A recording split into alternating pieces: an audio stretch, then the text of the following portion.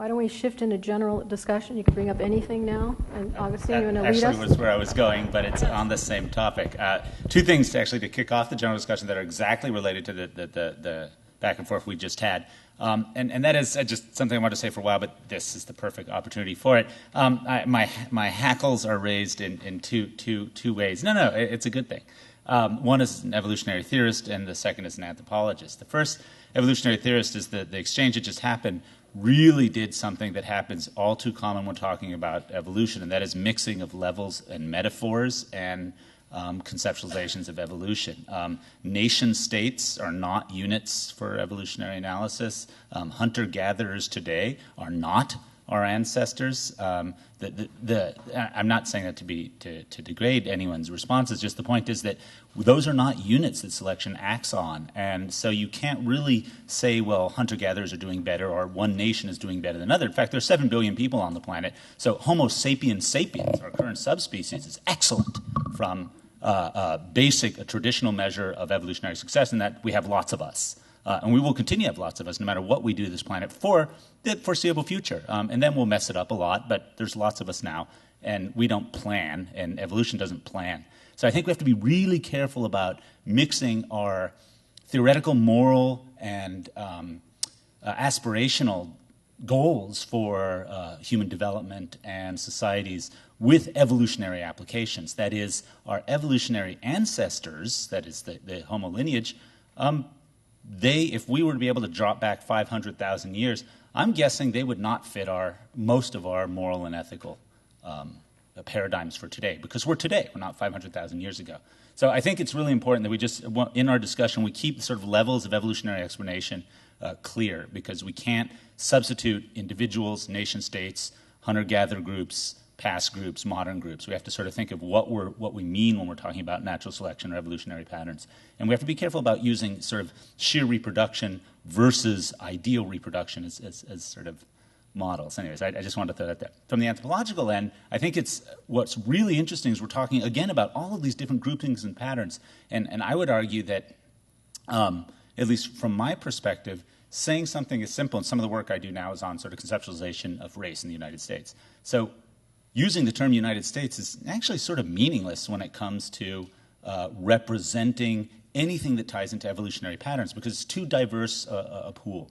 That is, we really have to differentiate. If we're talking about gene pools, that's one thing. But if we're talking about culture pools, that is ideas, national histories, trajectories, then I think we can invoke some of these things. I want to throw out a word of caution before we launch into this, that people separate those and be very careful not to conflate social, political, and historical patterns with evolutionary patterns, even though I'm not saying the two are not influenced by one another. But I just think in our discussion we need to be very careful not to mix them up. But then going back to Jay Belsky's discussion of the reproductive strategies of low-income, highly stressed individuals, we have a cultural evolution happening in the United States and in the world. It was really first identified, I think, in Putnam's Bowling Alone in 2000, where he points out the loss of social capital in the United States in the 50 years preceding then. He's seen some resurgence of it since then, but not in any major way.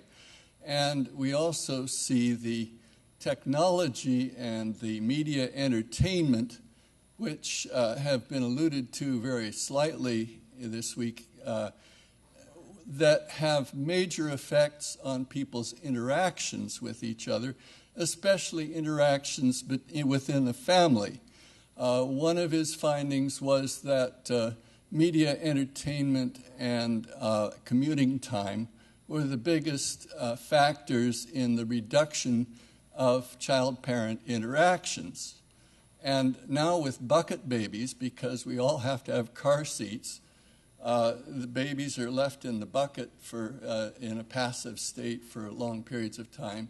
And with the tendency of us all to go to our computers and BlackBerries and texting and so forth, people are talking with each other less, as the New York Times reported. The telephone conversations are shorter. People don't answer their voicemail etc. So we're getting into a culture, and not just in the United States, where there's less and less really eye-to-eye, face-to-face, open communication between people. And this is most worrisome at the age where infants and their parents need to be attaching. And sometimes that's not happening really well because of this. Would the speakers come up front? Sorry, would the speakers come up front if you are willing to, and sit here so that I'm not by myself? Can I introduce Go ahead. an issue? Maybe I can help simplify our conversation and dialogue by going back 8,000 to 10,000 years to the hunters and gatherers. There's a current book published by Christopher Ryan and Casilla Jetheth called Sex at Dawn, The Prehistoric Origins of Modern Sexuality, which he began his story with the hunter-gatherers, which he has described, and I think most anthropologists would agree, that they are nonviolent, egalitarian groups that commonly shared food, child care, and often sexual partners. And my question to Douglas Fry is, with respect to the hunter-gathering cultures that he studied, what % of them support or engage in sharing of sexual partners? And does analysis of this kind of behavior have implications for us that we should perhaps be reconsidering our sexual behavior and sexual ethics? So that narrows the domain of inquiry to hunters-gatherers 8,000 to 10,000 years ago. Of course, I can easily speak for all hunter-gatherers everywhere. Okay.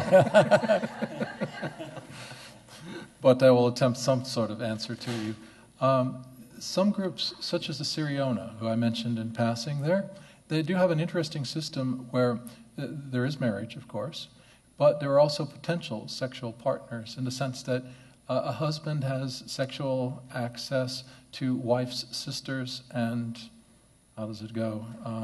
Sisters, that doesn't work. Well, anyway, there are these potential spouses out there where they can have extramarital affairs, but the rule is that you keep this discreet and don't have sex too often with non-spouses. Other cultures too, other hunter-gatherers also tend to be a bit more lax, certainly, than our Western rules of monogamous marriage and fidelity and so forth would have us, at least in the ideal sense. Maybe in practicality, there's so much adultery going on in the States and other Western countries that it comes out about the same. But no, that's a real difference. I mean, for our culture, adultery, is an offense. It's a crime. But in hunter-gatherers, it really doesn't exist for the most part. I would say it's a crime to get caught. Well, You're not caught. in our culture today, but I'm talking about the hunter-gatherers 8,000 to 10,000 years ago. They had shared sexual partners.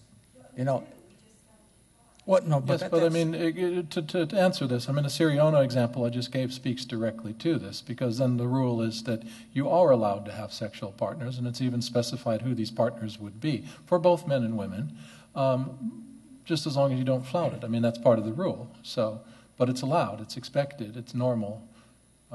So that's a bit different from us, anyway. But there's not so much information on this, actually. It would be nice if there was more information on this topic. Well, this is why I guess these authors have put together this book to describe. There's so much out there on sexual behavior in humans and in other primates. The problem is that we spend too much time trying to idolize particular human cultures. I think what's more important is look at what our species does and our species-wide patterns and maybe the patterns of other species. And you see that social sex and sexuality is spread throughout the species in many different ways. Cultures manipulate the sort of expression of sexual behavior in many, many, many ways and have 8,000 to 10,000 years ago and probably 500,000 years ago. But the point is that I see you're trying to make, and I think a lot of people make this point that there is sort of one sort of original or ideal scenario for human sexual interactions, that maybe that affects our larger morality and context. But I'm not 100% sure that that's the case, at least given what we have from comparative analysis of human sexuality today and, let's say, non-human primate sexuality. What we see is a lot of variation, but a lot of complexity, and not the kinds of clear patterns that we might sort of expect. I'd like to stay with the human primate. Okay. In my own studies, based upon Texter's cross-cultural summary of 400 culture sample, those cultures that supported premarital and extramarital sex are egalitarian, are nonviolent, and they tend to be highly matrilineal and matrilocal. The cultures that punish premarital sex and extramarital sex are highly likely to be patrilineal, authoritarian, violent, and crime-ridden. Now, this is quantitative data that summarize. It's in text, but you got to pull it out, which I did, and the patterns are very, very clear. One thing we do generalize, certainly about hunter-gatherers, the nomadic hunter-gatherers, is that they're egalitarian, and the egalitarianism certainly extends to between the sexes. So you have a division of labor usually, but you don't have one sex dominating the other one. Sometimes within a particular relationship, it's the woman that is the more dominant one. Sometimes it's the man. Sometimes they're pretty equal and so forth. But the overall rule is this type of society, these band societies, tend to be very individually autonomous and egalitarian. So that gives women a great deal of freedom to decide if they're going to have sex with someone besides their husband, as it does for the men. So it fits pretty much with what you're saying, that this type of social type, there is... I think it's okay to say a generalization that there probably is a lot of extramarital sex going on in nomadic hunter-gatherers. And sometimes it leads to fights, sometimes it leads to jealousy, it leads to arguments and disputes, and sometimes it doesn't. Sometimes it's just kept discreet and accepted and so on. Yeah, but can we be a little more precise and put numbers on... That's something to be done. On the cultures that have been studied, and I'm trying to get a number on it. We should go back to the early experience, though. That's the topic of our symposium. So, let me say something about that. I don't think there's any controversy that, if you've got couples married or any other form of thing, if they're getting pleasure out of their lives, that's good. And they're less likely to be citizens that cause chaos. So I think we can agree on that point. How to get there as a society is a whole different issue, and maybe it's wise for us to, not worry all too much about the hunter-gatherers, even though that's, a wonderful model. We're here now, as in this political season, everyone's saying is politics are local. We got problems to solve. And if we can list the main problems that we see, that we have potential creative solutions, then we've got a list of to-dos. And, we obviously can't solve the future of the human race, but we might be able to solve some limited problems. Hi. With regards to the last presentation, I just want to bring up the issue about language and how we summarize the results. And I think, when you say... here's our positive outcomes, that what is positive for an individual depends on their context, and that, there's not certain behaviors that would be adaptive. If you have a really supportive, loving environment, then what is adaptive for that child to exhibit with regards to empathy and aggression and these other psychological measures? Well, that's very different than in conditions of adversity, when, it's, as you talked about, that when it's protective to have different reactions.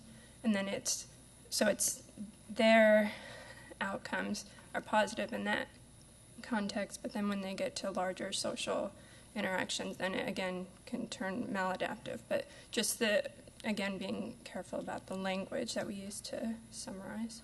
well, I can have a response. You're sort of picking up on Jay Belsky's arguments, I think, and maybe other people want to respond, but my area is moral development, and for moral development, you need flourishing. And so the field sort of is on the interdisciplinary bridge field. It deals with philosophy, psychology, and education, really. And so in order to make, what we do is we look at what helps people flourish, what brings about optimal brains with multiple tools to be able to respond socially. And we look at that, and then we try to make recommendations for what is going to help the community and the individual flourish. And so if you put a child in a neglectful environment, they're going to have a brain that doesn't respond very well. They're going to have limited repertoire. They'll be so stressed when they have some new experience or someone threatens them that they can't be compassionate. And we know from experimental psychology that when you make people afraid of their death, for example, they're less compassionate. They don't want to help anybody. They're just so kind of in themselves. And so we can create a nation or a world of people with this stressed brain, but it's not going to get us to optimal functioning for the race, whichever community, whatever level you want to look at, family, individual. So that's the perspective. I'm just agreeing that it's important to delineate the different subgroups that you're talking about when you're summarizing what is a positive outcome, because it depends on the context. That's just because not all environments are right. But a person who has a good, well-functioning brain is more likely to be able to adapt to a poor environment. The person with a poorly functioning brain is not going to be able to adapt to very many environments except just one, the one that they were familiar with. So they've rehearsed a singular. So I'm saying it's better to have your limbic system highly tuned up, to have your corpus callosum nicely thick, instead of these deprived brain experiences that we see, which leave people with poor mental health, poor physical health. It's not. So anyway, that's the direction I'm going. Mm-hmm. Other people can argue. Please, I need to strengthen my ideas. I comment on this as well. So I've been puzzling what it would mean to have an evolutionary psychology, which is what we're sort of dancing around in a way. And it seems as though there are two senses in which it's come up. One is the sense in which you've presented it, where there's an evolutionary history to the human species, and so we understand present-day traits in terms of the human history that the history that our species has experienced and the habitats that it's been in. Then the other aspect is evolutionary process, how we changed and what caused us to change. And here it seems a little more problematic to have an evolutionary psychology, because from an evolutionary standpoint, we would want to see an account of behavior and motivations and goals translated into fitness, translated into net reproductive success. And so we'd want to see behaviors understood as leading to or not leading to, like a maladaptive behavior would be a behavior that didn't lead to reproductive success. An adaptive behavior or a good behavior would lead to reproductive success. Now, instead, the dialogue here is that a good behavior would lead to security, or would lead to happiness, or it would lead to any number of these, desirable attributes. Desirable attributes, but those attributes themselves would have to be cashed in terms of their reproductive success if one were going to have a successful program of evolutionary psychology. So I'm not sure we're ready for that, or if we even want to do that, because it's relatively easy to conduct a historical analysis of the human species and put our traits in that context. But it seems to me to be quite difficult to entertain the idea that we actually change the characterization of motivations and of desires to make it congruent with an evolutionary picture, with a picture of evolutionary process. That brings up a very interesting thing, talking about evolutionary interpretations, and I wholly agree with you, because in one sense, from a traditional sort of behaviorally ecological perspective or neo-Darwinian perspective, it's completely irrelevant, the quality of life or the moral character. All that matters is reproductive output. But Darwin himself actually deviated from his discourse on other organisms when it came to humans, and really did talk about morality, and in fact cited I'm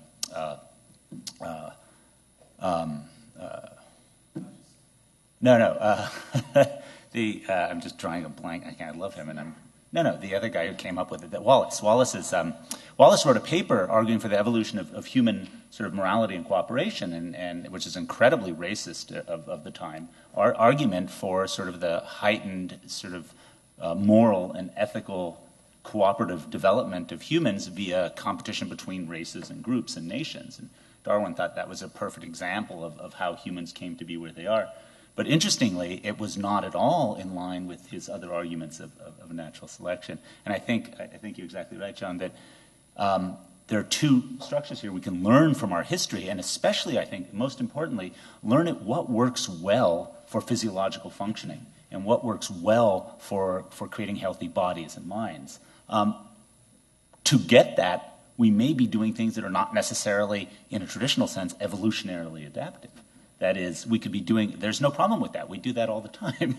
But I think we have to be careful about saying there's a certain evolutionary trajectory that worked, and that's what works for us now. It may not be fitness enhancing, but it might be what we want to do. Those two things needn't be the same, and in fact, I would argue probably not usually the same.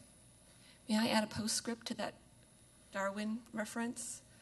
We should bear in mind at the same time as insightful as he was, I mean, I think he's the patron saint for many of us in this room, he was a bit confused about morality. For one thing, he confused evolutionary egoism with psychological egoism. He conflated the two, thought they should go hand in hand, and we know that that is untrue.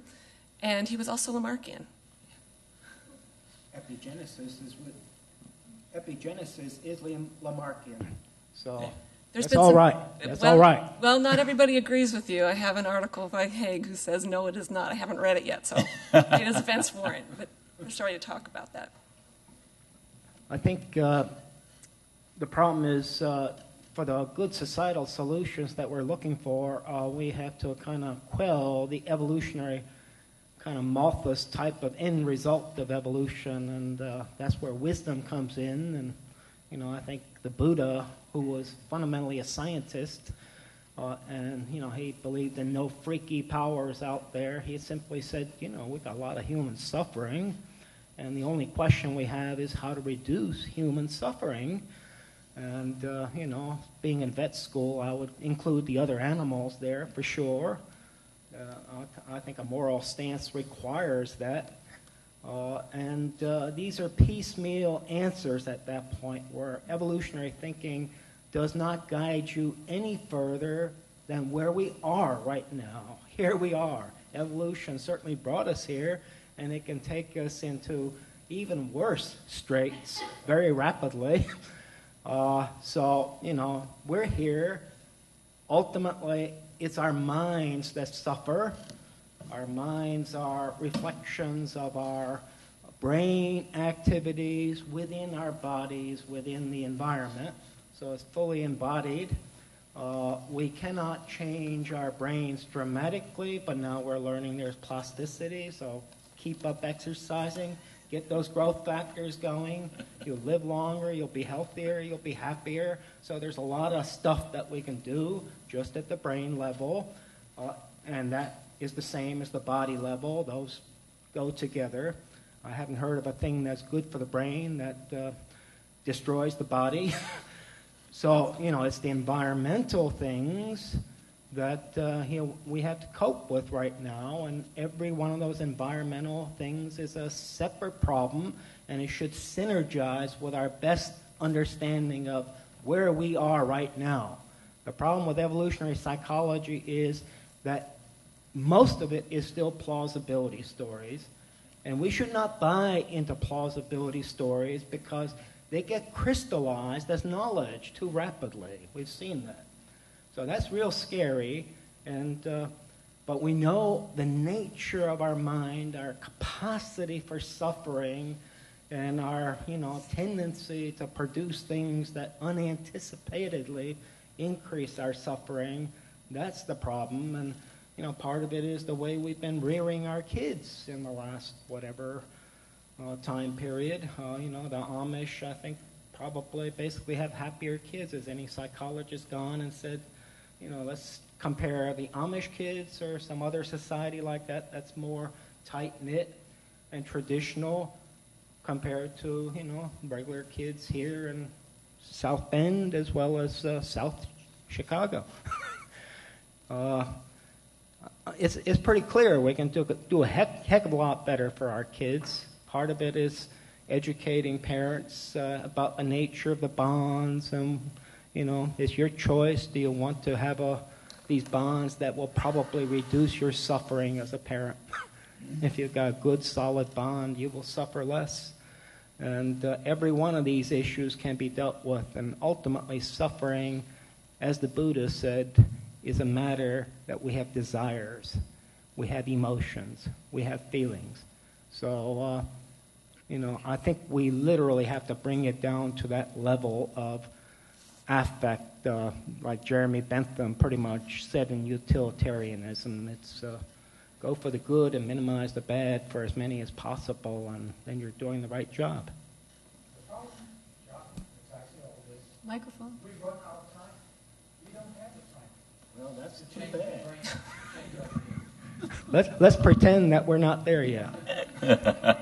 But yes, I had a couple of thoughts based on various things that we've been discussing over the last several days. I mean, the first observation here is that one of the anthropological mantras is that we are such a learning species, therefore we're a flexible species, and that we're able to live in all types of different social situations. And I've written this type of thing myself, and it's true to an extent. But now I'm wondering if we were able to come up with a happiness scale. I'm sure they exist, don't they? Psychologists out there. How about if we could give the happiness scale to hunter-gatherers, random selection of those, of course, and to our own society today, United States society. I would bet, just my intuition, my prediction, that the hunter-gatherers are going to be happier than we in America today. And I see the purpose of this whole symposium as very valuable, as incredibly valuable, really, to intellectual exercise, but with practical applications. And we've seen some practical applications. I think of your work, Jim. What was been happening over the eons makes sense. It fits. I also think of, you're a great example of that with your co-sleeping discussion that you gave us. But Christopher Bohm is an anthropologist. I don't think his name has come up here in this discussion yet. But a few years ago, he came up with the idea of the original moral community. And he came up with this idea largely from looking at hunter-gatherer bands. Virtually every culture, including the hunter-gatherers, see it as a crime or immoral to kill somebody within that band. The problem comes about the outsiders, of course. But you're not supposed to steal is another one. You respect other people. So there are certain moralities. And I think of something that the Yaghan, I'm 98% sure it's the Yaghan, it might be the Ona, but in any case, it's one of these cultures from Tierra del Fuego, the tip of South America, hunter-gatherer bands. They try to bring up kids to be, quote, good and useful human beings. And I think this is without saying it. I haven't read it for other hunter-gatherers. I haven't read it for America. But, if you think back, what are you trying to do with these little monsters? Aren't you trying to bring them up to be good and useful human beings? So I see it that there are some basis of morality that we can deduce from looking at hunter-gatherers. We can also deduce from looking cross-culturally. We may even get some insights from looking to other animal species, certainly our primates, right? I think this is a very valuable intellectual exercise with potential for practical applications. So I guess that's it in short. I'd also like to comment, if I might, about your optimism that we could take actions that would lead to health and, so to speak, keep the evolutionary considerations at arm's length, if I understood you correctly. Well, I think for the short term, yeah. Yeah. So, because I have doubts, certainly, about the possibility of that. It does seem to me that that would lead to recommendations which would often operate against an individual's self-interest. And And I think that the tactic, if you will, for increasing cooperation and increasing ethical behavior lies or would rest more with showing or with creating circumstances in which those behaviors were coincident with self-interest.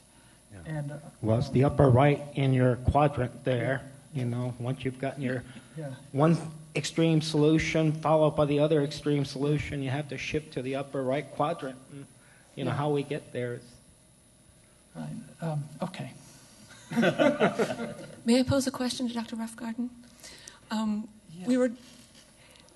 We're talking about the crystallization. I thought I was off free. No, you are. You have some insights I want to learn from you. Talking about how we have to be careful from the evolutionary psychologists in terms of what the zeitgeist is now has a danger of crystallizing into reality. And you talked about yourself, the party line in ecological circles, and that concerned me greatly, especially when you said there seems to be a movement towards construal of mating as a female disadvantage. I encountered this recently in Finland, of all places, from an entomologist who said, oh, yes, we're all understanding sex to be more and more about manipulation of females against their best interest. That's right. And I was very repulsed by that view. Yes. And I was wondering, in your opinion, besides the fact of this notion of the different sizes of gametes, where is this movement coming from? Well, I mean, I could give... it is accurate, I think, what you say, that in the primary literature you find accounts of animal behavior which are just thinly disguised rape narratives. And I've criticized that in my own writings. But to point that out to evolutionary biologists is annoying to them. They think of themselves as innocent, and yet they're conducting accounts of animal behavior and of female behavior, which often read just like discredited accounts of the willing victim in a court of law. You know, oh, she wanted to be raped. Why? Because she needed those good genes to give to her sons. And there are stories like that in the primary literature, which are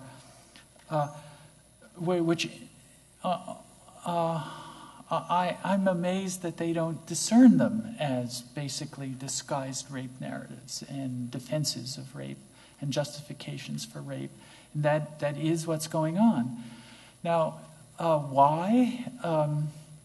I think it's an exaggeration. My theory, my conjecture is that it's an exaggeration of the selfish gene idea. And so it's not just the selfish gene, it's the mean gene, you know. And the problem, you know, goes back to the identification of evolutionary success with the notion of selfishness and the selfish gene. And when Richard Dawkins proposed the idea, it was kind of a clever turn of phrase. It's now become a sort of fact. It's changed its status from a simple phrase into a belief about how natural selection actually operates. And therefore, it's a confusion of the word success with the word selfish. Because if a gene increases in frequency in the gene pool, you'd want to ask, how did it?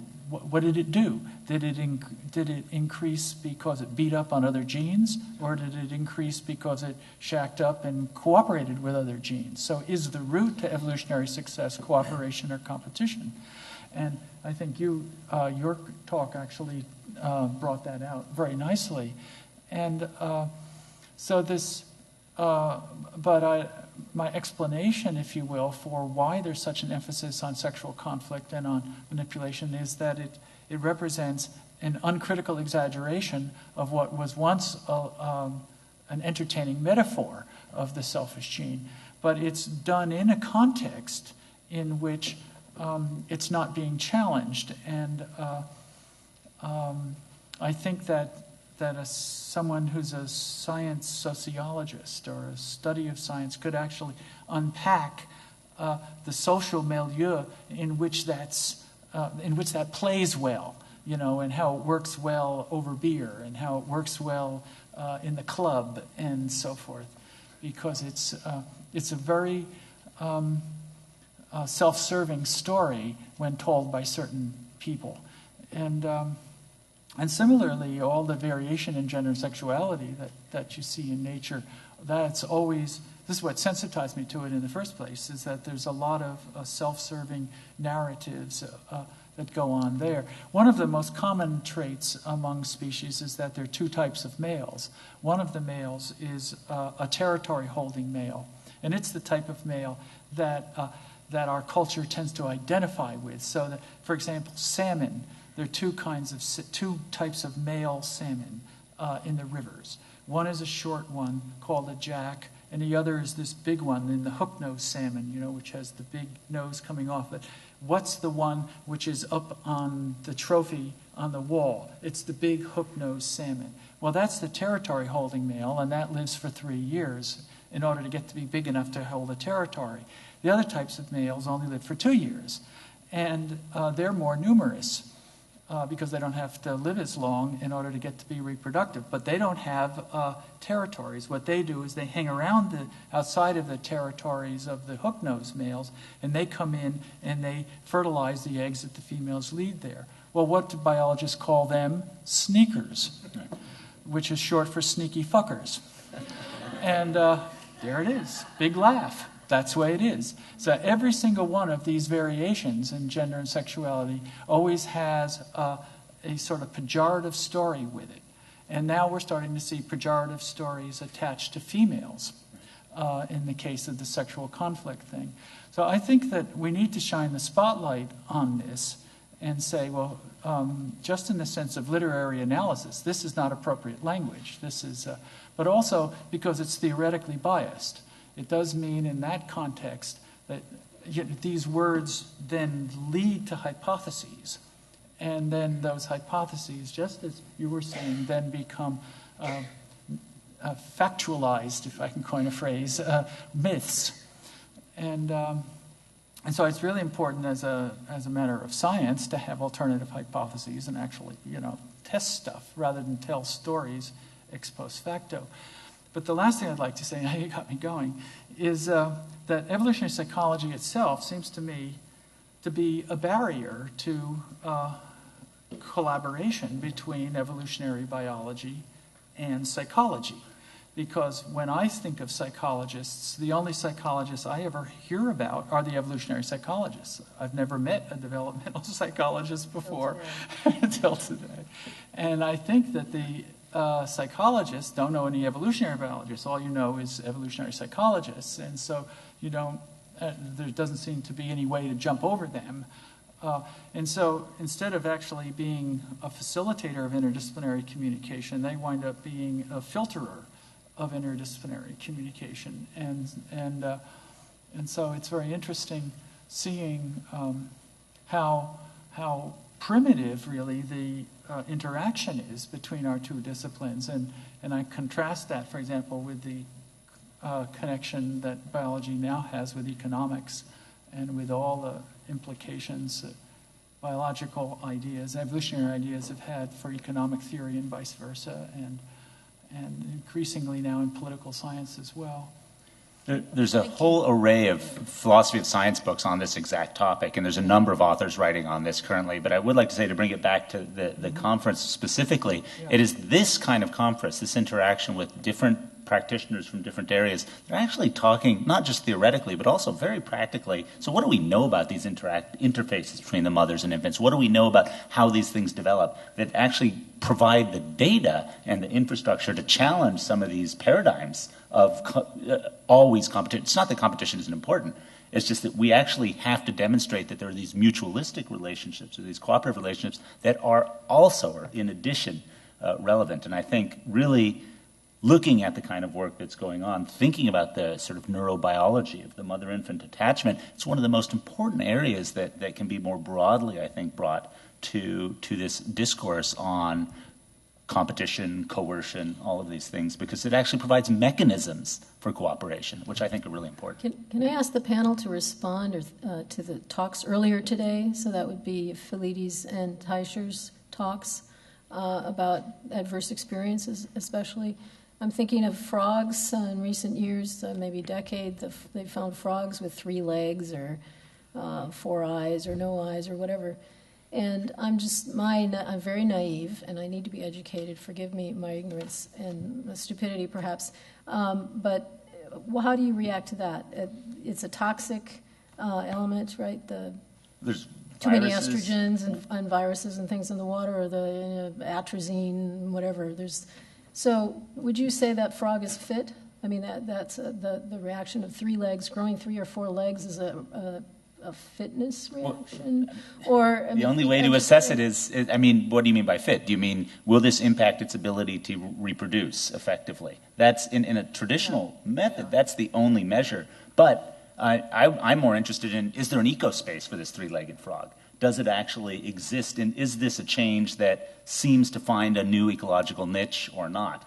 Do you see what I mean? Going back to the the adverse experiences, so we have all these people who are obese, they're mentally dysfunctional, but we made a niche, maybe, in our media for all this kind of aberrant behavior. Well, a social niche for right. them in Hollywood movies, I mean, you feel like you're a normal person when you watch a Hollywood movie when you have all these problems, right? But we're also, I mean, I have to come back to that notion that even though the obesity issue is pretty significant for a chunk of the world, there's 7 billion humans, and the vast majority of them have no issues with obesity.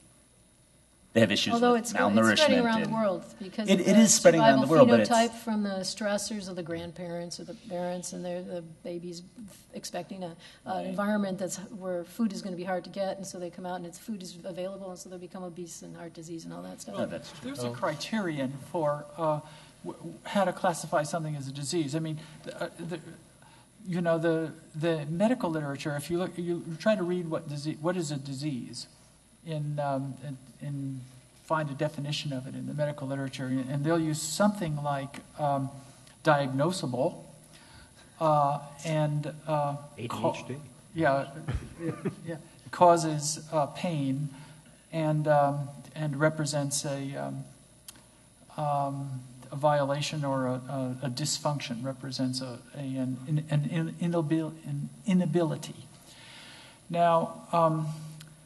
Fine. The latter, the diagnosable one, is a problem from an evolutionary biology point of view because there's so much variation among people. So it's sometimes hard. See, we can't really define a species. So how could you define a type within a species? And so the medical profession hasn't yet absorbed the significance of variation. They're still operating with a classification system which is similar to Linnaeus's rather than to the kind we've been using since the 40s in taxonomy. And then the issue of pain is pretty clear, but then the other issue is the natural function. And usually when medicine decides on a natural function, they're doing that a priori as a cultural perspective, and that always came up, of course, in connection with pathologizing same-sex homosexuality, because the quote natural function of mating was supposed to be conception, and then if it turns out that the function of mating is for pair bonding, then it becomes quite natural and adaptive that's between members of the same sex, and that's then a natural use of it. And so to say that it was an unnatural use of it was then itself a cultural imposition. So the classification of what counts as a disease and of an abnormality is a real problem. But in biology, if it's an inherited disease, we have a clear criterion, which is that the gene in question has to be adaptive in no environment. And so if there's no environment that it's adaptive in, then its presence in the gene pool would be set by a selection mutation balance. And so you can compute for mutation rates what the frequency is of a gene that was actually being unfavored all the time. And that's really low. That's in the Hodgkin's disease neck of the woods, about 1 in 10,000 or so. So when you see traits that are up around 1 in 1,000 and so on, then it's very bad. There's not much, especially genetic traits that are up in 1 in 1,000 or 1 in 500. It's very hard for something even that rare to be consistent with a genetic disease interpretation. Because what can happen is that to be that common, the gene has to have a good side to it. It has to either be good in some environments or sometimes be hooked up with other genes which make it good in combination with something else. And so that the tendency then to pathologize relatively common traits, things that are up in the 10% area, is, I think, pretty much unjustified from an evolutionary point of view. And so then you'd wind up saying, well, okay, maybe I'm missing the point. I think this is a really bad trait to have, but maybe there's some other way that it's really good to have, and I just haven't thought of that. Well, since we're working on kind of a psychological aspect of things, ADHD is the perfect example that, no pathology has been demonstrated. Very minor changes in the brain have been documented that could be considered as extremes of normal variability, and that's it. But meanwhile, we are treating it very effectively for what segments of the society want. I can assure you, most kids don't want to be treated that way. So, usually disease means that the individual is suffering either because it hurts or feels bad in some other way, or they realize that it's going to shorten their life and in fact will dramatically or impair their capacity. Meanwhile, ADHD is the example of a thing that impairs capacity only within a cultural institution. And we do not change the cultural institution or don't see it as pathological. We see the child as pathological and give the child a medication where they fit in because now they're just coasting. Their impulse to engage with the world has been diminished. So it's a prime example. And I think we have possibilities of solving that problem if there's an open conversation in society. There are many problems like that. For instance, we have the largest prison population in the world because people are trying to achieve affective homeostasis, feeling okay with drugs that are available but are illegal. So, if that conversation were happening in Congress, and Congress actually understood what the nature of addiction is, it's almost as if they wish not to know. They want to make it bad in some way, and then they make it bad for, millions of people that have not hurt anyone. We've got these very concrete problems to solve in this society, and then, it might be worthwhile for, people, panel, and other people that want to highlight what they think is a solvable problem. I believe, so I started that off if people are interested. I think that ADHD is largely a solvable problem, doesn't cost all that much, just requires an evolutionary perspective on what our kids really want. Addiction is also a solvable problem because people take these drugs primarily to feel better. But there's catch-22. But it's a solvable problem as long as you deal with it honestly, as a factual phenomenon scientifically, as opposed to the mythical things that our culture promotes. If we identify those problems, one can actually get action committees to, call Congress and say, would you care to be educated by scientific fact? To which they respond, no. Do we have at the microphone behind you? No, the woman behind you, Jim. I think I didn't know you were waiting. I'm sorry. Oh, yeah. My thoughts are related to the current environment not matching. The post-World War II suburbanization of America doesn't really allow easily for alloparenting and such. So many people are living, when they have their small children, they're living tens, if not hundreds of miles away from the grandparents. My family, we managed to bring my in-laws into our home, and we have a two-family home. So the grandparents are actively daily involved with the grandchildren. But that's not a realistic solution for a lot of people. And so I kind of wonder, okay, we know that our species evolved in these settings where mothers weren't alone with small infants for extended periods of time. There were other women, older pre-childbearing women, like my friend here that came with me to help out with my baby.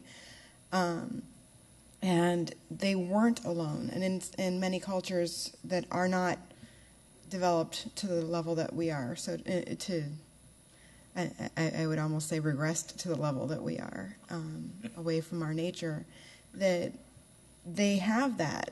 Like my friend spent some time in Ghana, and there a woman is never alone in the first month or so of the child's life. Her family is all there, helping her, supporting her, helping her establish motherhood, establish breastfeeding, and make sure that healthy behaviors are happening. Whereas, 4.5 months ago when I had my son, I was lucky that my husband's a teacher and he was home with me.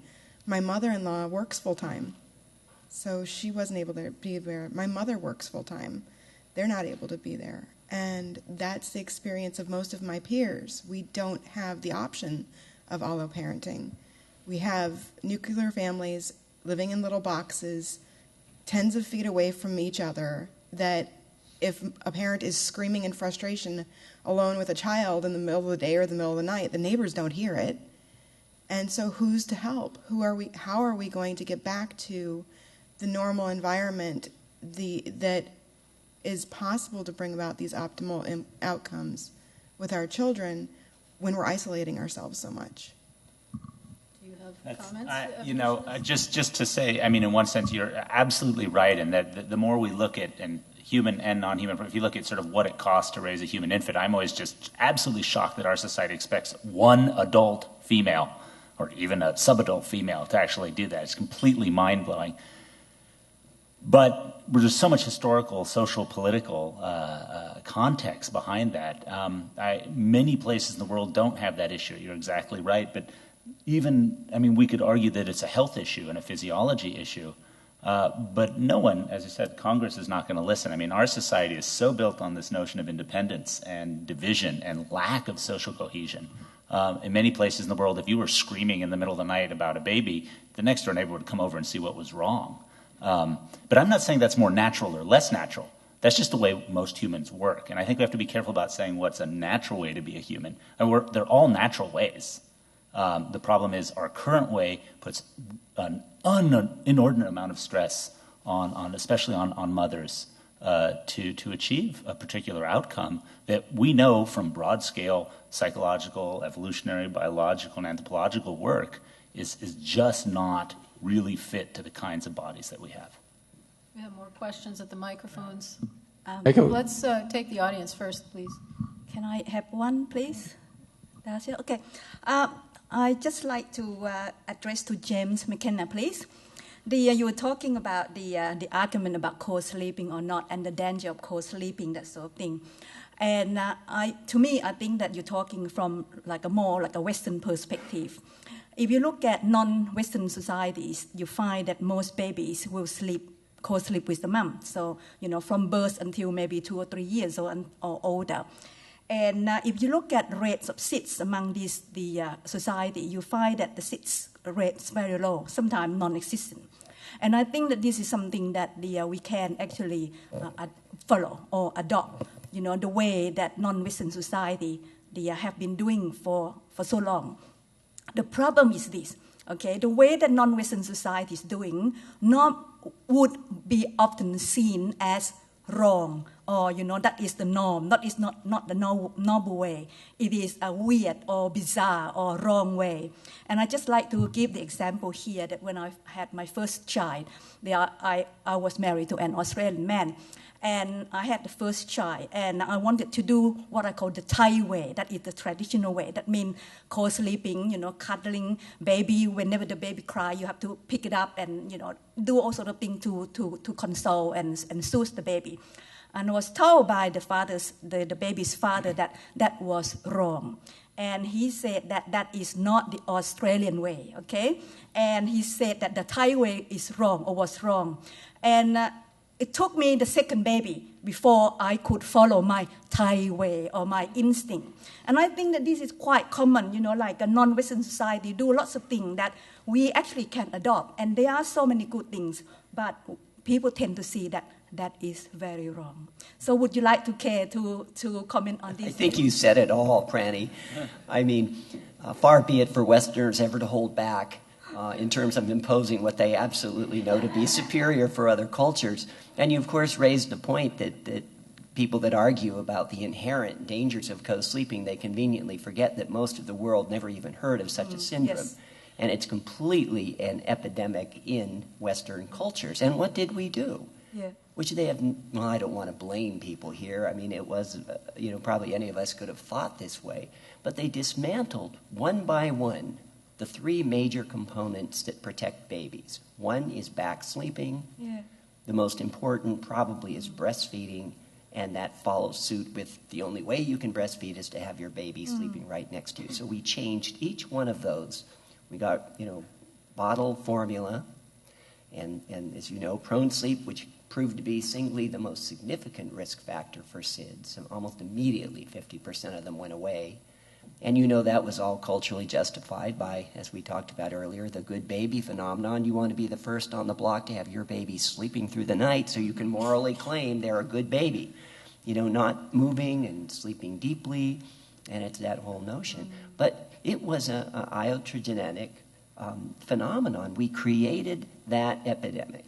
And it's so ironic that now we're coming back and we're blaming co-sleeping. If you heard all the Indiana advertisements, and if you went to New York and looked in the subway and saw a baby sleep best alone, or Philadelphia, you can go anywhere right now. And it isn't even mild. It's vitriolic. It's really hateful, blaming parents to even think about making a decision to sleep with their babies. I just heard from D. Keith at this meeting that there's a prosecutor in Cincinnati that has actually proposed to prosecute families that don't buy cribs and who are identified as families that have no cribs in their house and they have a baby.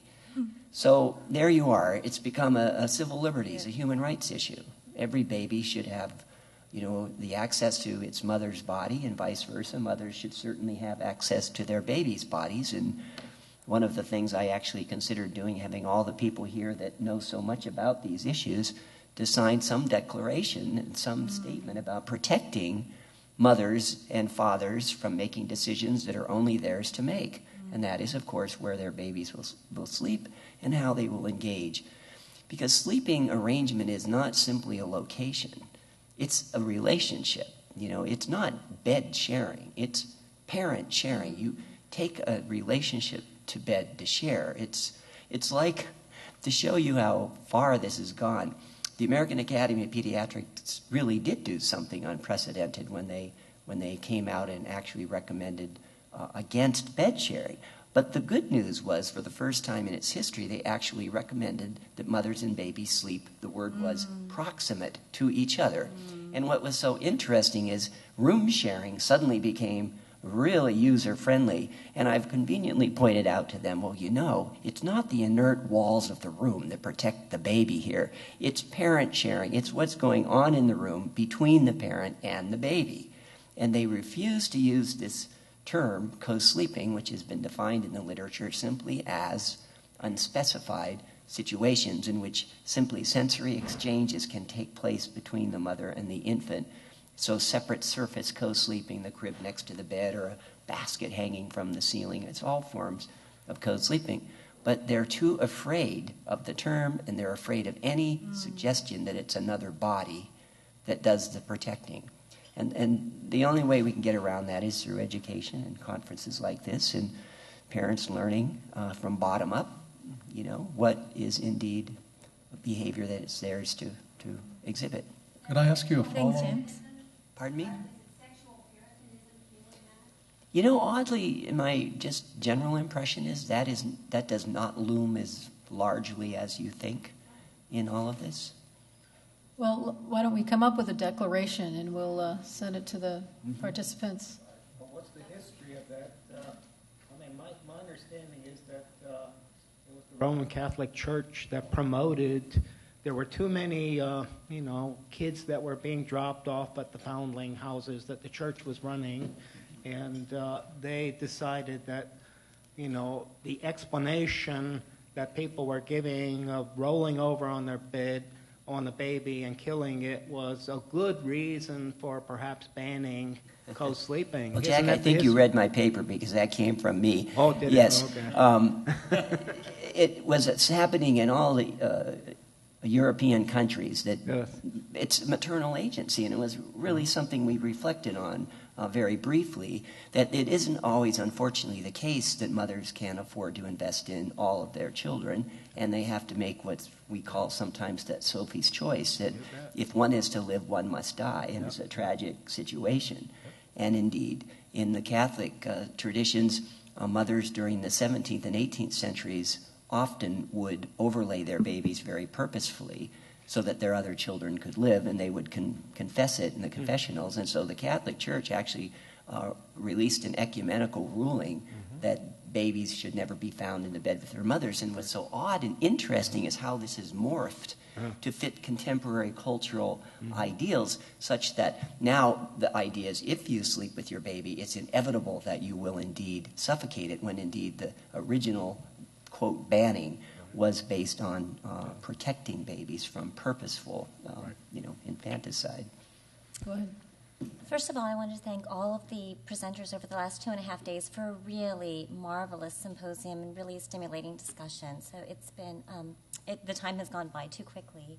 And my question is for Dr. Fuentes, Dr. Narvaez, and maybe Dr. McKenna, if you want to comment as well, on this idea of social cooperation, evolution, and the development of morality or moral formation. And I'm wondering if the experience of social cooperation is a necessary prerequisite for the development of empathy and altruism, which, per Kosciuszko's work, is a necessary precursor to the development of morality.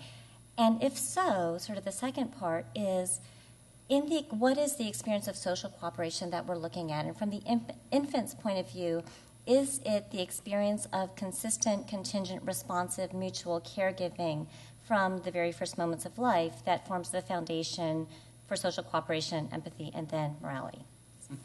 Wow, I like that question. I just really briefly, and take it. Yes, in one sense. I think what's really important here is I think you have to be really. I'm a little dubious about, there's this huge wave now of arguing sort of the evolution, the deep roots of morality. And I think it's problematic in the sense, being an anthropologist, that many people mean many different things by morals and ethics. And I think I would rather back it up to argue that I'm not as concerned with the term morality as I am with the practice of social cooperation and reciprocity. So some people talk about altruism. I'll stick with reciprocity as sort of mutual reciprocity as a core human aspect. That is, humans engage in unbelievable levels of reciprocity. I do believe, and I think there's good evidence to support, that it is that initial system of mother-infant interaction that lays the foundation for a generosity in reciprocity. That is, that humans are then able to expand that to include other individuals outside the mother-infant bond. And we can see this a little bit in other organisms, but nothing to the extent we see in humans. I recently just did some work on this and published an article arguing that it's not just, and following many other people's work, that it's not even just that we do it to others within our own social group or our extended communities. We actually cross species boundaries. Humans form incredibly strong physiological bonds with other species, with companion animals, with domestic animals. And I think this, when I talked about it, sort of what's that? What made us do a lot better than everything else? I think one of the key factors emerges from this mother-infant bond and its co-option into this broad cooperative within the group and maybe between groups physiology. But I think it's our ability to export that and to be, and I use the term generous not in a cognitive sense, but in a physiological sense. There's a physiological generosity that enables us to form alliances and bonds with multiple individuals and even across species that enables us to deal with the challenges of ecological and environmental sort of selection pressures in ways that other things can't. So, yes. I thought you did a pretty good job commenting on your own question statement. But on a very positive note, I I think that one of our most amazing specializations, and it's difficult to say that. I'm always telling my students that the only thing humans ever specialized in is not specializing in any particular adaptation, locomotor systems, diet, whatever. But the capacity for empathy, to become one with the other, is universal in humans. I mean, that immediate identification. I tell this story to my students of how I really didn't believe in fainting. I guess I saw too many Victorian, women and men fainting at the sight of something they thought was ugly until I was at a conference on stage, and at a pediatric surgery conference, I was kind of the intermission to talk about mother-baby co-sleeping. And the doctors came over to me on stage and whispered in my ear saying, "Dr. McKenna, the film that we're going to be showing is very graphic. Are you sure you want to stay to see it?" And I was rather offended. I said, "Well, I've had my anatomy. I've dissected. Well, of course I'll watch this film." Well, make a very long story short, this was a bowel obstruction of a 12-year-old boy in which they started pulling the bowel out. And I remember thinking, I didn't know you could do that. How are they going to get this back in? And they're pulling like a rope. And one minute it was more awe, and the next minute I tumbled, absolutely blacked out, fell 2 feet down on the stage, was completely out for 5 minutes. And I spent years trying to think of what happened. And the only thing I can think what happened is my body couldn't separate what was happening from that boy from myself. And it really kind of converges with this last 2 or 3 years. You hear people talking about empathy and shared intentionality of emotions. And we're brilliant at this. This is who we are. And the fact, I think, the possibility of solving these problems, I think we can solve these problems. I don't think it's impossible. I think there's a lot more positive going on than what we actually realize. Shared care, and I mean shared care in the sense of us caring really for each other. And this whole issue of globalism is usually always put in a negative sense, but I think there is an absolute sense of wholeness to the world and a adopting of the problems of other countries to a degree we've never seen before. So, you really can see that there are real issues that people are taking serious looks at and really want to solve.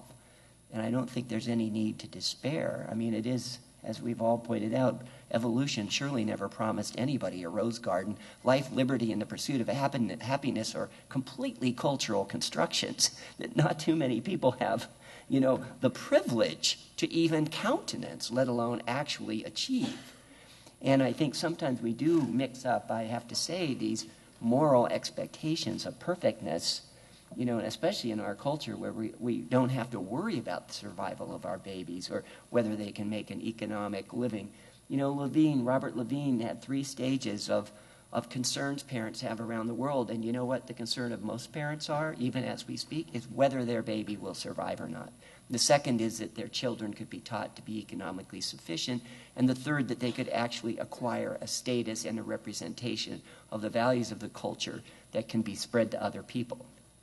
But it's interesting that these levels of concerns that parents have, are really true. And most cultures don't have the privilege of getting to that third level of achievement and status in your group and making a lot of money and, and actually acquiring more and more and more, But in any event, I think Sarah Hrdy's books have come out at the right time. I think she's done a great deal for making us realize that empathy and mind reading and the capacity to feel what the other is feeling has not been stamped out, and it's not likely going to be. And I think that's a very optimistic characteristic of us. I think we could... Can I answer it first? Okay. I think we're always cooperating with each other. It depends on what kind of...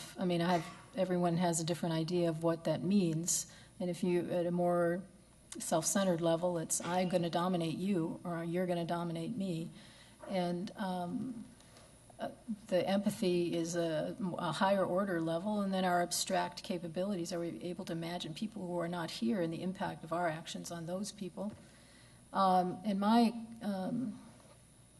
Trine ethics theory came out of the concern for the current world and how children are doing, because their well-being seems to be decreasing in this country.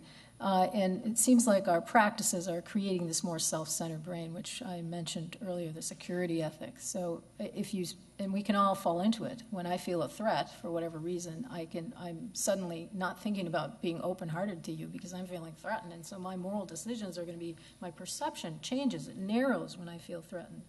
Whereas if we learn from that early experience of mutually responsive orientation, that respectful care, we can learn to keep that open-heartedness, the big generosity spirit, generous spirit.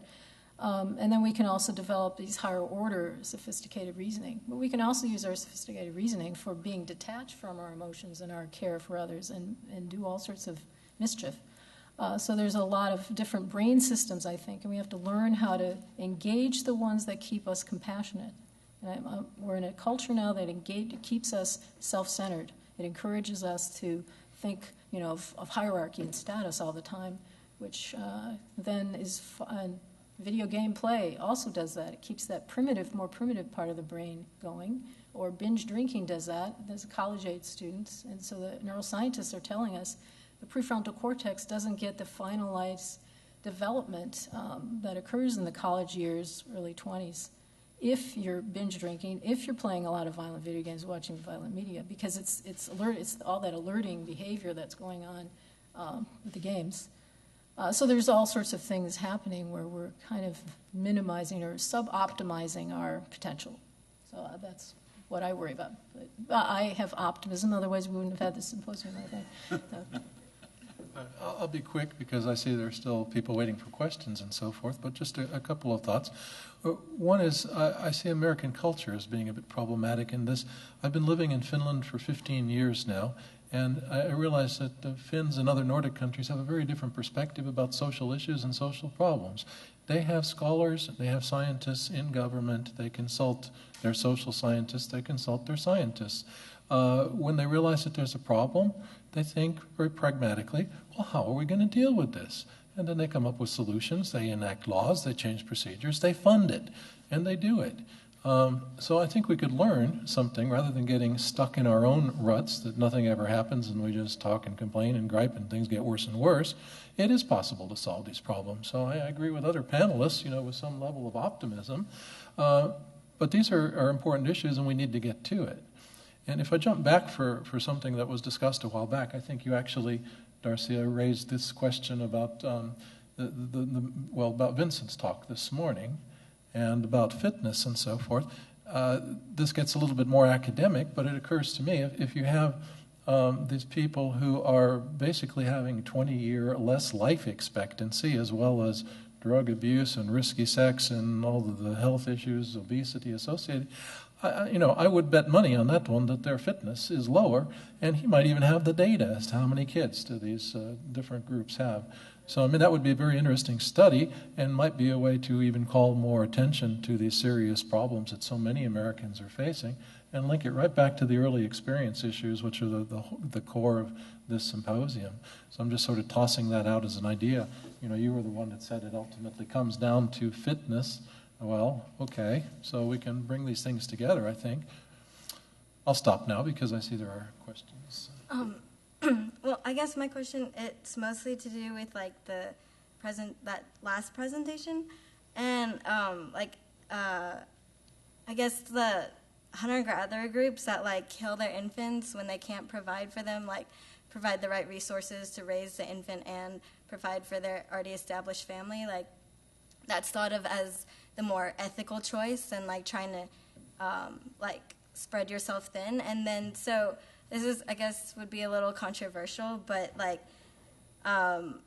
abortion when the mother can't provide for the baby when they don't have the proper environmental resources is thought of as more acceptable. But is it also, do you think it would be as equally acceptable if the mother cannot provide emotionally for their baby, not just the environmental resources? And so since they can't foster the proper morality that you would want in the baby, is that as acceptable as aborting the baby when you don't have the right resources to like feed the baby or something like that.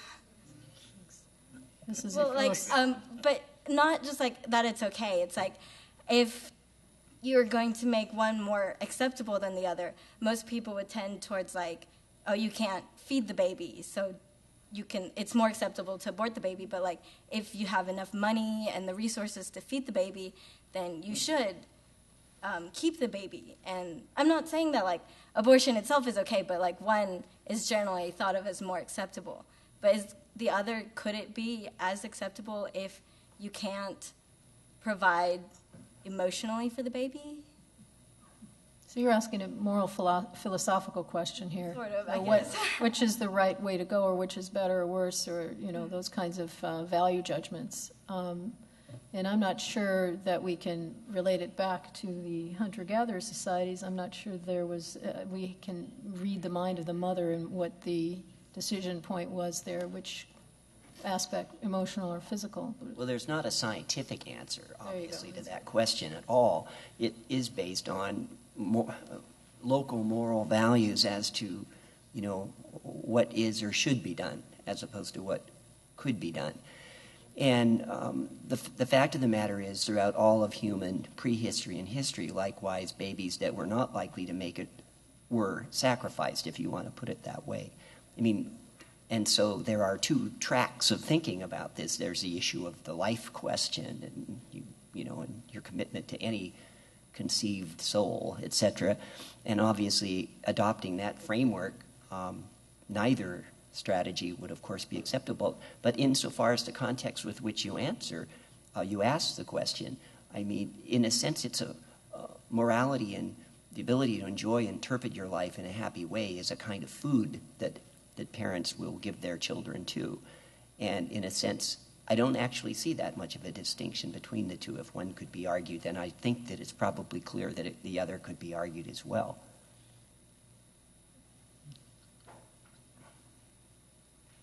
Hi, my name is Ann Rosen, and I am not an academic, so I bring a slightly different perspective, I think. I feel like I work kind of in the intersection between what you all are talking about, and I hear you saying, how do we get this out there? How do we get this out there? And the places where it needs to go. And I just wanted to give you a little bit of reflection that I take back that I will use in my work. What we do, we've been working for the past 10 years approximately to improve early childhood programs in St. Joseph County, Indiana. And the way we do that, the way we do that is a long story, but that's our passion and that's our goal and that's what we're constantly trying to do. And I think the people that we work with, the caregivers, are in some way similar to parents in the sense of what they bring to that caregiving job and how it's possible to get sort of research information to those people and how you actually make changes in how they care for children, which turns out is not easy, but it is doable. So I just reflecting back the kinds of things that I've heard that I will be able to take back and use to change behavior are the types of things that talk about the real, like the science behind what happens if you do X, what happens to the brain when a child is shamed. Because if you're trying to change the culture of a child care center, many of them use humiliation and shame. There are ones that, tell kids to go stand in the corner with their backs to the room. The way you change that, and you can change that, is you convince the caregiver that what they're doing can do X, Y, and Z to the brain. And I think that's what I take back with me. The other thing is, I was very, I came thinking this is about EEA, this is about the way things were in the long distant time. Basically, the view was going to be that we're doing it all wrong now, and I'm going to be really depressed because what do you do when you have all these many child care centers doing it, and it's all, damaging. But what I go away with actually is the concept of alloparenting.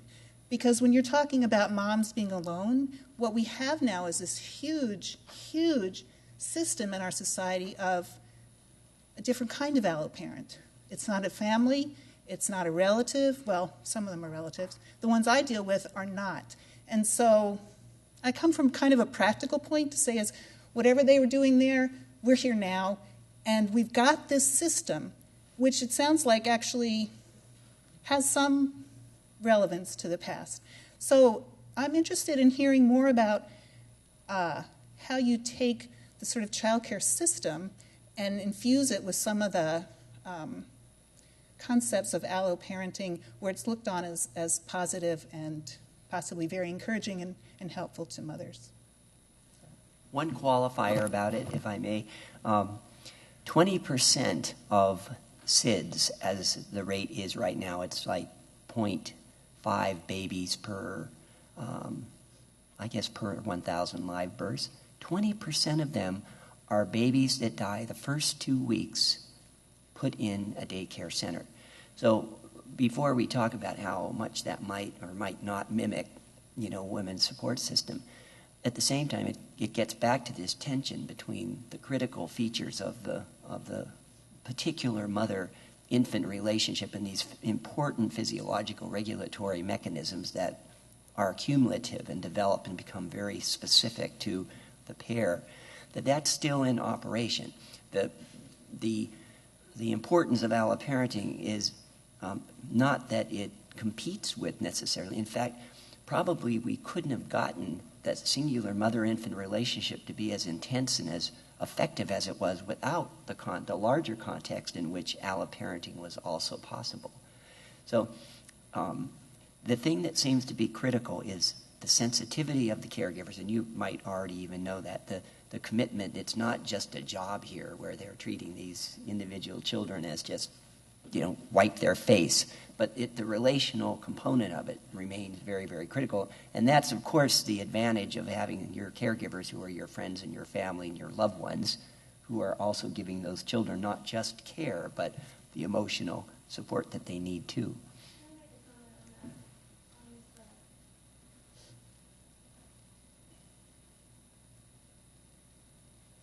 Something that's a big concern in California.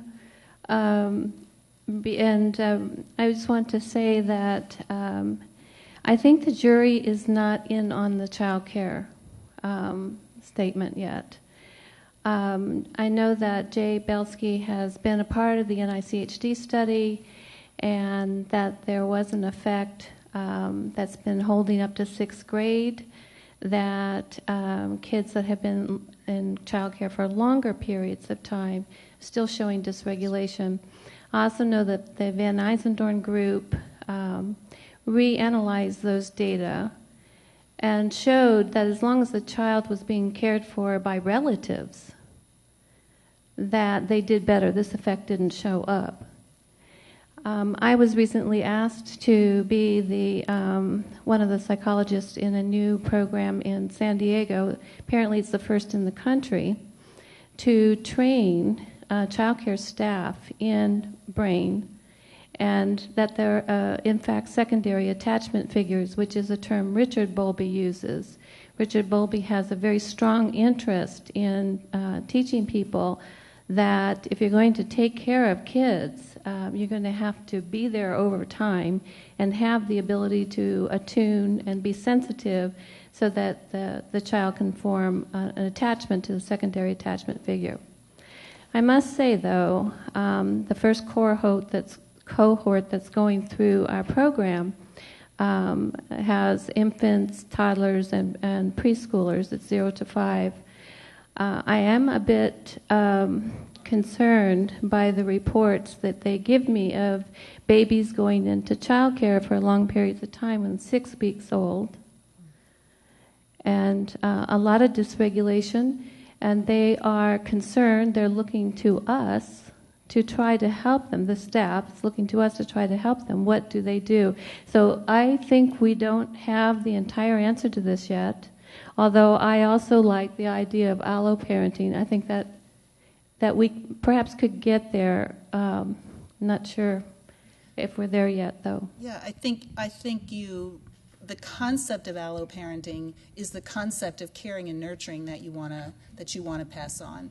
And I agree 100%. We don't know this story of childcare, but what I do know is I'm out there every day, and this is what's happening. And it's happening whether we know the effects or not. And so are there things, I mean, I've seen children left in a like a high chair, 1-year-old, by the hour, with nothing to do in South Bend, Indiana. That's pretty basic, you know. I mean, very few people could say that's okay. But using the alloparenting and then treating that caregiver with respect and talking about how important that parent bond is, and that you in a sense are the secondary whatever.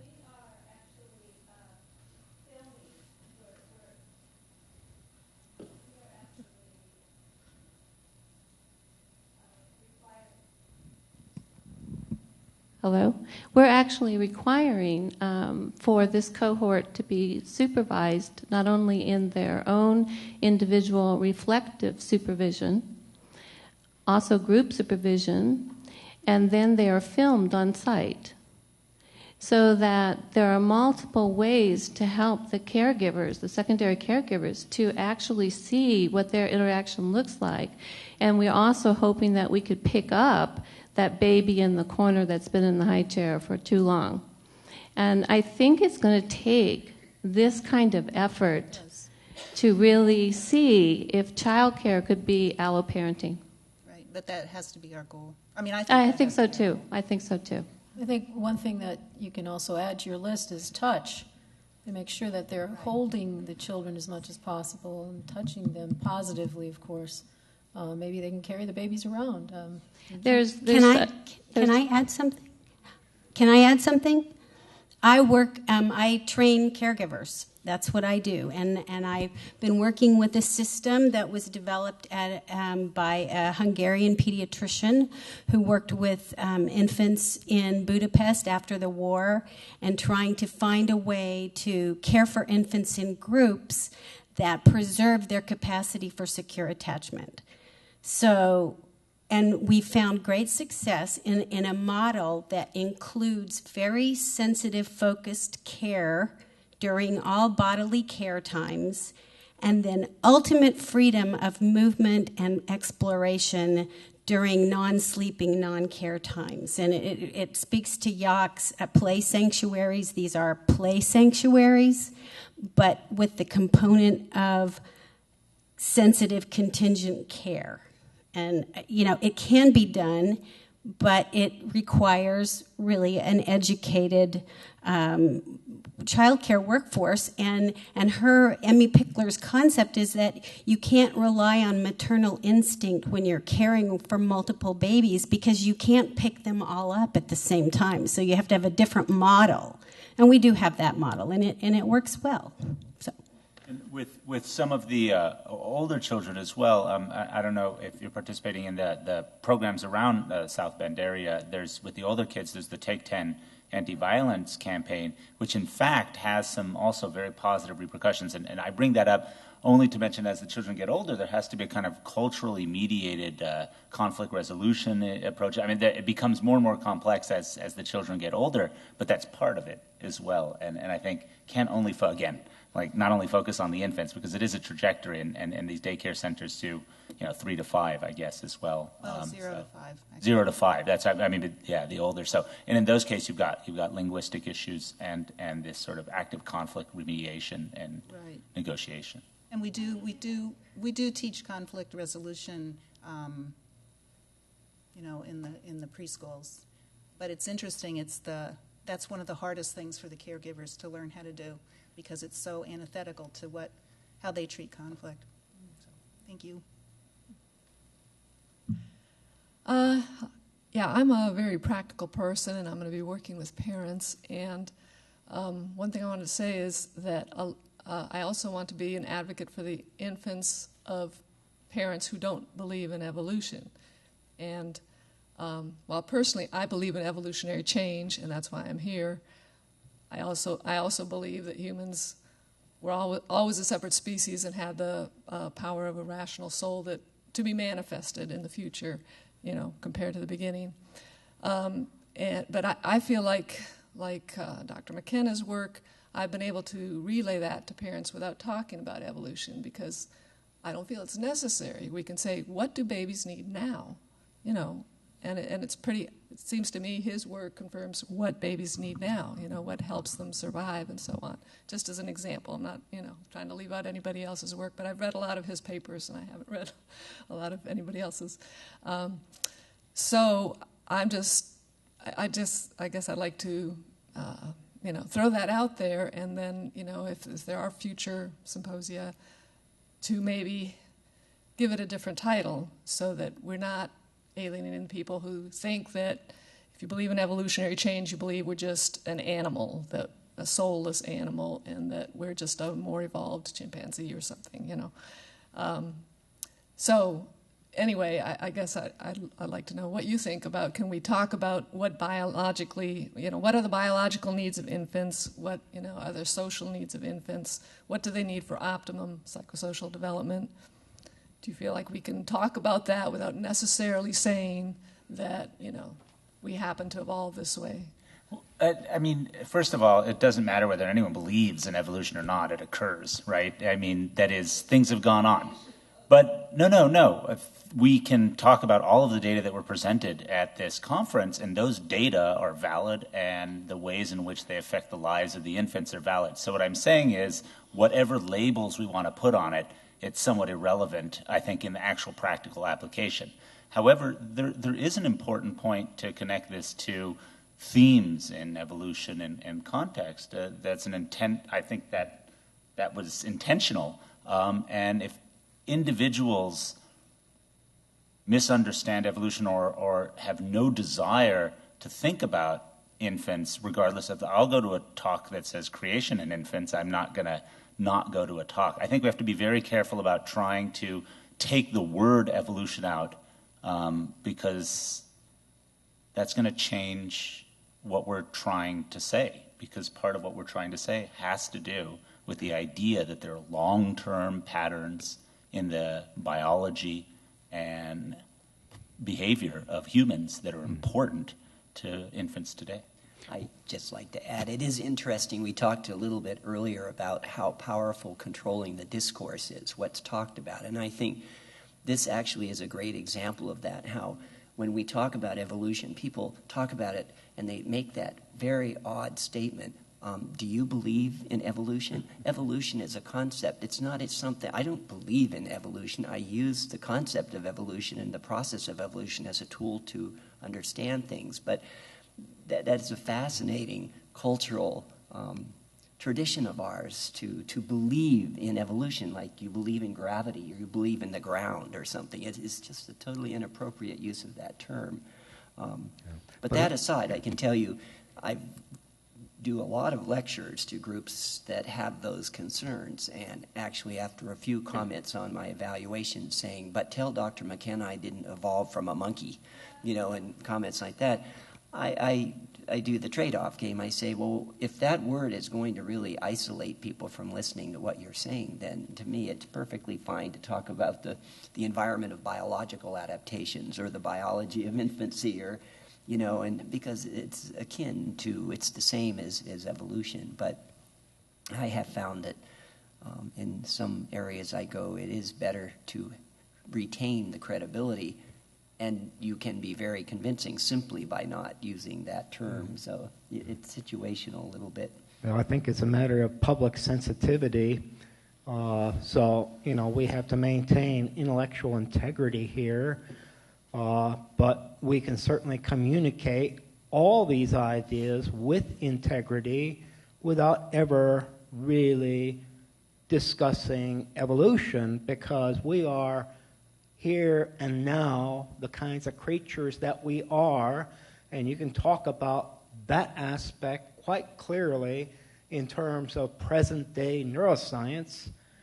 And if you want to, you know, have some kind of a mystical maker versus, you know, the blind watchmaker, that's your choice, but you can talk about every aspect that really should concern us as a brain function. Now, there will be some people that might actually challenge that, but, pardon me? Yeah, well, there you go. Colin, you're next. I mean, these things are abstract stories. And the brain, I mean, I honestly don't think there's anybody in this room that really knows what they mean when they say the brain. And I just want to, I mean... Could I make one observation? I mean, within your group, it is a very useful concept. But I don't mind the mind. I would like to make one observation. There was a very good that book. There was a beautiful book written about the spirit of the child by a biologically minded person, and I think the word spirit is quite a good one. And I think sympathy, rather than empathy, is a good word to attribute to the spirit. And these are things which really do exist in people's experience. I have been feeling, actually, that the discussion has been very abstract. And I think it's partly because you are looking for a fairy story model, I mean a model.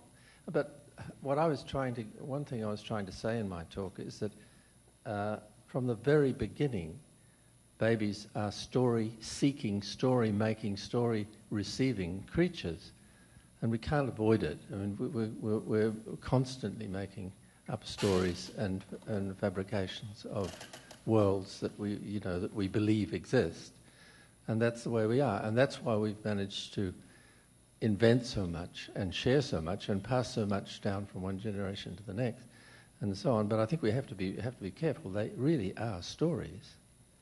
And they probably have a limited life, most of them. Could I make an observation? I don't believe there's a state of this in this union of ours that permits the teacher or staff in any school system to touch a child from kindergarten all the way up through high school. And horror stories are often seen in newspapers. A 5-year-old boy kissed a 6-year-old schoolmate. He was hauled before the principal's office, charged with sexual molestation, discharged from the school. And this goes on across the country. We are a pathological nation when it comes to the issue of touching and affectional bonding. And I don't know how you're going to deal with this kind of wall that has been erected in our society. Well, we'll include a statement on that in our declaration. Go ahead, another question or comment? A minute ago, I was tempted to say, my name is Melissa, I'm from Kansas, and I believe in evolution. But I want to also, now we're moving to school, I am an educator, a lifelong advocate for getting young people started right, prevention of problems. I spent a year with Marshall Klaus and John Kennel in Cleveland during the late 70s after they changed from the word bonding to attachment. I actually got to catch out of the computer those cards that talked about the first doula study coming from Guatemala it was. So that's my background. I'm currently at the University of Kansas as a doc student trying to put all this together, and I most certainly appreciated your comment about ADHD saying we say that the child has a pathology when it's the institution that has the pathology, if I can quote you on that. There's a good movie on that. There's a good movie you could look at called The War on Kids. Okay, and they talk about how ADHD, and they read the definition in the DSM-4 and say, well, that's an adult problem, not a kid problem. Yes, the child exactly. refuses to pay attention during boring tasks. It's part of the definition. Well, I want to tell you how much I appreciate being at this conference, because I do believe in all this, and I've had enough of smattering of it all. But one of the scariest things that I heard last night was a woman from France at dinner last night, and she said, I just want you to know that the American dream is dead. The experiment's over. I ordered dessert. I was pretty horrified at that, but one of my big beliefs is that democracy does have the dual values, if you will, of individualism and empathy. And if we're putting those together, which I hear us doing very, very clearly today, then I agree with the social, political, whatever it all else is, and having policymakers in the room, et cetera, et cetera. But I really thank you for the opportunity, and I look forward to sharing the results of this symposium. So thank you. Is there another comment here? We should be closing. Yeah. Okay. So just thank you again. I want to bottle all of this up and take sips of it over the next weeks or months. Very, very interesting. I have 3 kind of things I would like you to bat around a little bit because they were mentioned but not really discussed, I think, enough in terms of what is good parenting. The first with respect to daycare, I want to suggest Becky Bailey's Conscious Discipline. Our daycare uses it. It seems pretty good. And that said, my son's play-based daycare has an almost absolute zero tolerance for, wasn't that fun? For pushing, for touching, for play, for that rough and tumble play. And Dr. Fry, it was you that said, well, they know it's play. But they don't. Our caregivers, they cannot interpret any instance of touching as playful. It's all hitting and then, thankfully, consciously disciplined and not shamed. But it's over the top how we don't allow our young children to engage in that rough and tumble play. That's my first comment, and you can take that. The second is, Dr. McKenna, you need to update your de novo baby. It needs to be carried in a bucket. And the man who was sitting here brought up the bucket baby term, but that baby needs to be carried in a bucket because they are not carried in their arms anymore, and that concerns me a lot. In my community, it's very easy to see in the summertime when the kids are playing at the pool that not a majority of them, a significant percentage of them have flat heads on the back. And I know that there's very little research in this area. One study that came out of Denver, I think, in the past year or so. Is that what's going on there? And then my third, and I knew I would forget the third, darn. But you can take those 2 things, please.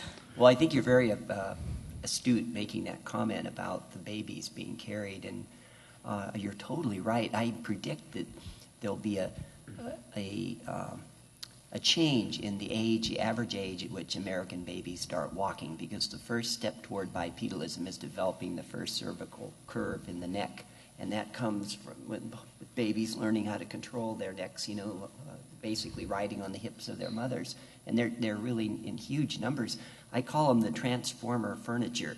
Your bed in the morning can become your high chair, can become your car seat, can become your, those transformers where they change into different things. But the problem is the baby is indeed having its head against a hard surface.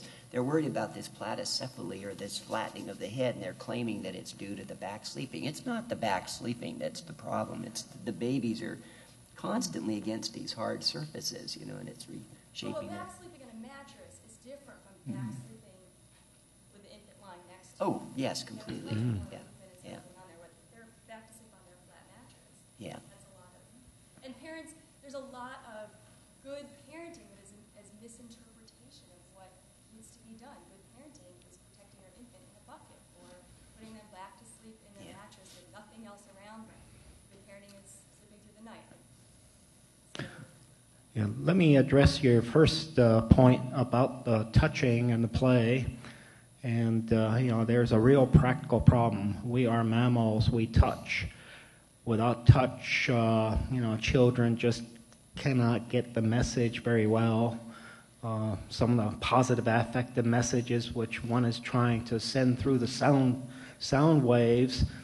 And, we know that hearing is actually a specialized form of touch, so thank God we don't have to hold our tongues.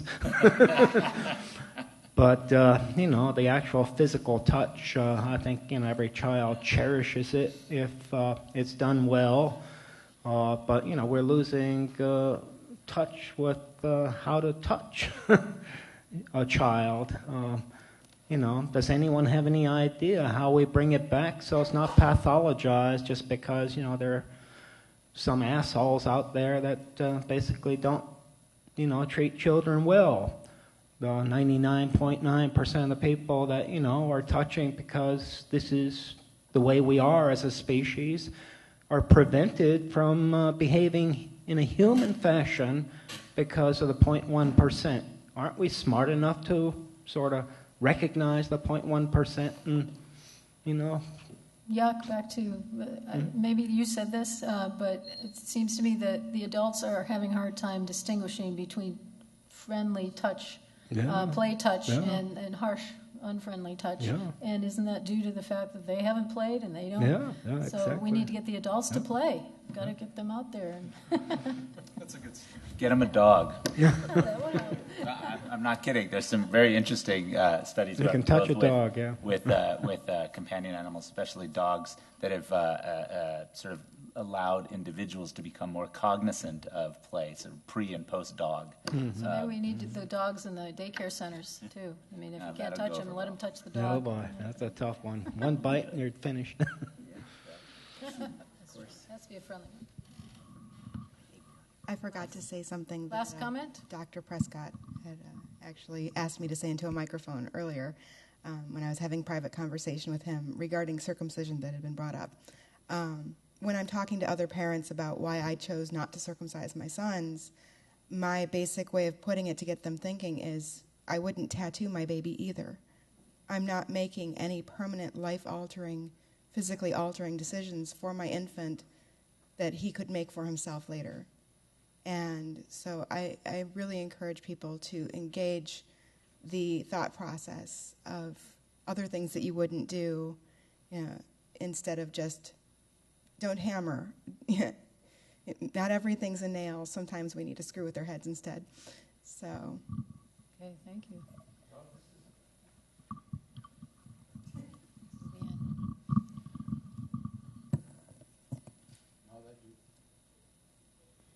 Now that you mentioned the issue of genital mutilation of children, I'd like to remind you that this is one of the most horrendous sexual assaults against children, and it's not only tolerated, it's legal for male children. And I request your support in the petition before Senator Leahy, Chairman of the Senate Judiciary Committee, to hold hearings to put an end to this monstrous practice. And to Dr. Judith Palfrey, the President of the American Academy of Pediatrics, to take the firm, strong stand against the male genital mutilation of children, as she has taken against female genital mutilation. Thank you. It's still a sexual assault. I mean, there cannot be a religious excuse for torture. Thank you. We need to end now. But what? I just want to make one comment, and that is a lot of the different things we're talking about being positive for children are influenced by the policy of maternal and paternal leave after birth. That breastfeeding and all sorts of other decisions about the way we raise our children are influenced by those sorts of policies. And if there is one public policy that I think could address so many of the things we're talking about here, that would be really working for paid parental leave in the United States. It correlates very highly among industrialized countries with outcomes for children. That's one public policy that could address a lot of these other things. So if we're going to pick, or if you were to pick one, I think that could be something that would address many of the things we're talking about in this. Thank you for that. Amen. Appreciate it. And thank you so much for staying, all you diehards, till the very bitter end. Thank you.